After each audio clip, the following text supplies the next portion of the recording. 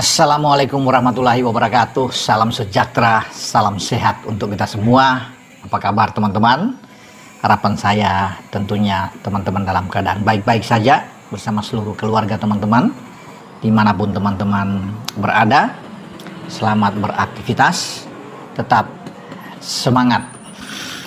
Pertandingan putaran keempat Piala Dunia Zona Asia memang masih sekitar 2 bulan lebih lah untuk masuk ke bulan Oktober, karena sesuai jadwal timnas kesayangan kita itu akan bertarung pada tanggal 8 pertandingan pembukaan. Pasti teman-teman juga sudah tahu, melawan Arab, tuan rumah pertama di Jeddah di King Abdullah Sport City Stadion. Nah, di sanalah tim asuhan Patrick Kluivert ini memulai laga pertama. Ya, tidak asing lagi kalau bicara dengan Arab Saudi, karena kita kan di putaran ketiga yang lalu sudah bertemu dengan Arab Saudi, bahkan 2 kali di Jeddah dan di Jakarta, dan Arab Saudi tidak pernah menang. Ya, dengan 2 pelatih berbeda. Pertama dengan Mancini, itu kita bermain imbang 1-1, dan setelah Ref Henard lagi kembali menangani Arab Saudi, kita menang 2-0 di GBK lewat 2 gol brace dari Marcelino Ferdinand. Nah, kita akan bermain tanggal 8 itu. Setelah itu 3 hari kemudian di tanggal 11 kita bertemu dengan Irak. Tidak asing lagi juga bagi kita. Irak bahkan dalam 3 pertandingan terakhir sudah ketemu kita, dan kita tidak pernah menang memang. 3 kali kalah dalam setahun terakhir itu, kalau dihitung dari tahun lalu ya. Itu ada Piala Asia di Qatar, kita kalah 3-1, dan di ronde kedua kita runner up di bawah Irak. Di Basra kita kalah dengan 5-1, dan di GBK dengan 2-0. Tetapi kan situasi dan kondisi berbeda. Ketika kita kalah lawan Irak di ronde 2, banyak pemain yang belum datang, memang belum bisa bermain. Sekarang sudah ada di dalam tim kita, ya, dan pasti akan jauh berbeda penampilan kita nantinya untuk bertarung dengan Irak. Nah, itulah 3 hari yang menentukan buat kita di round 4, ketika kita harus bermain di antara tanggal 8 dan tanggal 11 dengan 2 tim yang kuat, yang secara peringkat tentunya jauh di atas kita, ya, baik Arab Saudi dan Irak. Nah, semoga kita bisa mendapatkan hasil yang baik teman-teman ya, di antara 2 tanggal tersebut. Ini hidup mati buat kita.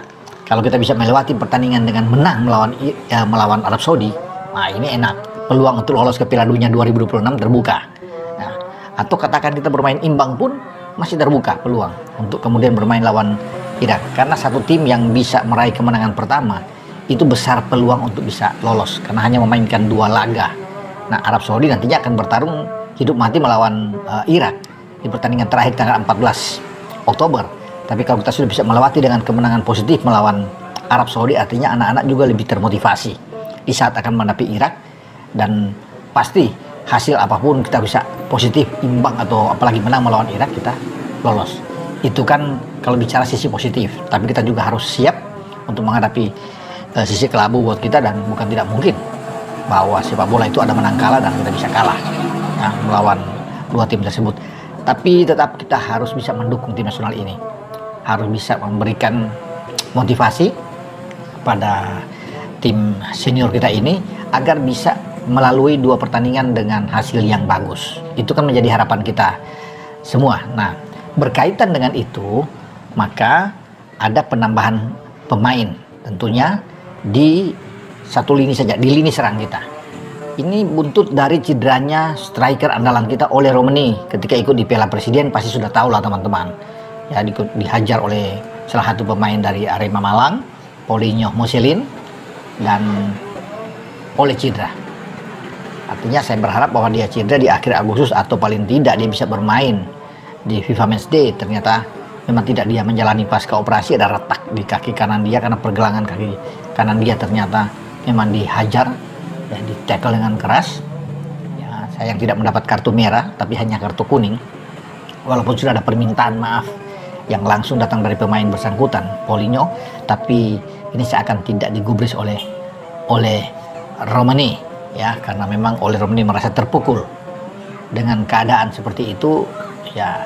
Dia tidak bisa bermain bersama tim nasional mungkin di putaran keempat, dan itu sudah dikonfirmasi oleh Patrick Kluivert.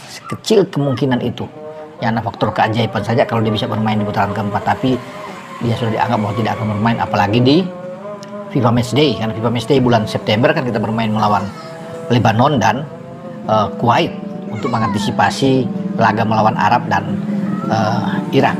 Nah, disitulah ketika Ole bermasalah, maka jalan keluar cepat. Berpacu dengan waktu, Ketua Umum sudah menjelaskan, sudah mengumumkan di video saya sebelumnya juga ada bahwa akan ada kedatangan 2 pemain baru di lini serang. Dan saya sudah mengkonfirmasi ini juga, sudah bertanya ke Pak Ketua, dan Pak Ketua sudah mengiyakan bahwa memang ada datang, tinggal ditunggu waktu yang tepat. Nah, kemudian 2 pemain ini akan dilaporkan ke Pak Presiden Republik Indonesia, Pak Prabowo Subianto. Itu tugas dari Pak Ketua Umum PSSI untuk melaporkan ya, bahwa ini akan ada penambahan pemain. Tentunya perlu ini untuk laporkan agar beliau tahu, karena Pak Prabowo juga sebagai salah satu pembina ya di tim nasional kita ya di PSSI, sehingga beliau perlu tahu dalam rangka persiapan timnas kita ke depan harus ada laporan. 2 pemain ini dianggap penting dan semua ada di lini serang. Karena saya juga sudah bertanya ke Pak Erik bagaimana ini, gelandang serang atau dia bermain di depan lini serang? Dijawab dengan tuntas oleh beliau bahwa ini pemain yang ada di lini serang. Jadi kalau di gelandang, Pak Erik bilang itu sudah dianggap oke lah ya. Walaupun memang kita perlu sebenarnya paling tidak 1 saja untuk masuk di gelandang. Di depan juga, di belakang juga sudah dianggap oke. Ya di bek kiri, bek kanan sudah cukup lah. Kalau di kiri bahkan itu kita sangat kuat kan. Ada Calvin Verdong di sana, ada Sain Patinama juga bisa ngisi di sana. Jadi memang oke lah kalau bisa dikatakan, karena ada Dean James juga yang bisa bermain di bek kiri. Bek kanan juga ada Kevin Dix kan. Ada Yakob Sayuri juga bisa bermain di sisi sini. Ya di kanan juga bisa diandalkan. Ada Sandy Walsh juga yang bisa bermain di kanan, di bek tengah apalagi. Ya kan kita ada Jai Ises, kapten kesebelasan kita dari Skrido, Justin Hapner, ada Jordi, ada Miss Hilgers juga yang bisa bermain di posisi itu. Ya di gelandang dianggap cukup karena ada Tom Hai katanya ya. Ada Joe Pelupesi bisa bermain di sana, ada Ivar Jenner, ada Nathan Cho juga bisa disiapkan di situ untuk bisa bermain. Ada kakak Ricky Kambuaya juga bisa dioptimalkan untuk bisa bermain di posisi gelandang. Jadi dianggap ini. Nah lini depan itu yang menjadi concern perhatian, cuma memang belum diumumkan. Saya coba untuk menanyakan itu, beliau bilang belum saatnya untuk diumumkan, tetapi sudah ada konfirmasi mereka sudah bersiap. Saya sudah dihubungi langsung dan mereka menyatakan oke untuk bermain dengan tim Indonesia untuk di putaran keempat. Semoga sebelum masuk ke Oktober itu sudah selesai. Kalau itu bergerak saya pikir di awal Agustus ya, karena kita kan sedang juga memproses Mauro Silstra yang sudah dari Menpora, suratnya sudah dikirimkan ke Kemenkumham, sekarang sudah ke pemerintah, udah tahu tinggal pemerintah mendorong ke DPR RI untuk segera dalam waktu dekat ini untuk dibahas ya pengusulan warga negara Indonesia untuk Mauro Silstra. Mauro Silstra ini masih muda memang ya, masih 20 tahun dan dia diproyeksikan untuk U23 ya, untuk bisa, karena U23 kita akan bertanding pada bulan September tanggal 1 sampai 9 itu ada kualifikasi U23 untuk Piala Asia, dan kita sebagai tuan rumah bermain di Gelora Delta di Sidoarjo, Jawa Timur. Ya, di sana lah akan bermain. Kita satu grup, tidak main-main ya. Ada Korea Selatan berada di grup dengan kita. Ya, di samping ada Makau dan Laos. Tapi Korea kan dianggap sebagai tim yang kuat karena di sini hanya 1 tim yang bisa lolos.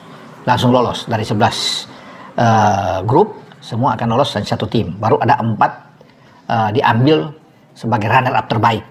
Itu di kualifikasi Piala Asia U23 teman-temannya September yang akan ada. Di sana lah Mauro Silstra ini akan diplot. Tapi tidak menutup kemungkinan Mauro juga sebagai pelapis akan dimainkan di tim senior ketika bermain di putaran keempat nantinya di Arab Saudi.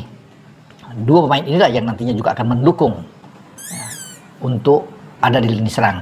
Saya berpikir bahwa kalau di lini serang ya, kalau dia di sayap kan itu sudah dianggap sebagai lini serang. Mungkin saja Emiliano Yonathans, mungkin saja ya, bisa saja meleset ya. Namanya aja memperkirakan, memprediksi. Satu lagi ini memang masih sama, bisa aja Dean Sambergen yang mungkin bisa masuk atau pemain lain. Nah itu kalau cuma memang 2 yang terisi di depan. Karena kita kan masih punya Ragnar Orakmangun. Ya, kemarin dia kena virus, sakit, tidak bisa bermain. Ya, dalam pertandingan Cina juga termasuk dengan Jepang.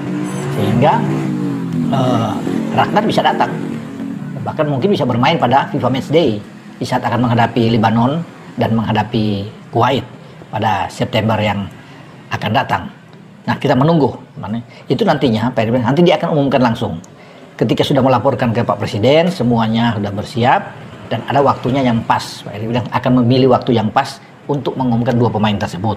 Tapi semua juga harus memang deal yang benar.